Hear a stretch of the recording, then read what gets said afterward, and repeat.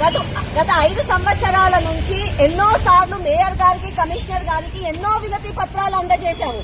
కానీ దున్నపోతు మీద వర్షం పడ్డట్టు ఎక్కడా స్పందించలేదు. ఎలాంటి పనులకి కూడా మాకు పరిష్కారం రాలేదు. కాబట్టి ఈసారి మేయర్ గారికి అర్థమవుతుందని చెప్పి జీహెచ్ఎంసీ కౌన్సిల్ ఉన్నందుక ఈ రోజు దున్నపోతు గాలిని కూడా మేము తీసుకొని రావడం జరిగింది. దున్నపోతు గారికి కూడా వినతి పత్రాలు అందజేయడం జరిగింది.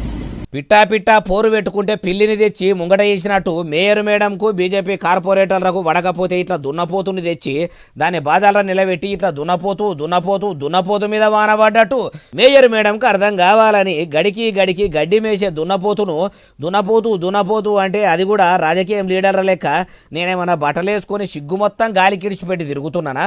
దున్నపోతుగా పుట్టినందుకు బట్టలు వేసుకోకుండా నా బతికిందో నేను బతుకుకుంటా గుడ్డాల పొంటి గడ్డి గాదని తినుకుంటా బతికేలా తీస్తుంటే నన్ను బజార్లకు తీసుకొచ్చి నన్నిట్లా కెమెరా ముంగట నిలబెట్టి నా సిగ్గు తీసుడు ఏందో ఏమో అని అది ఎంత బాధపడుతుందో ఏమో అంటుర్రు ఏ ముచ్చటిన్నోళ్ళు.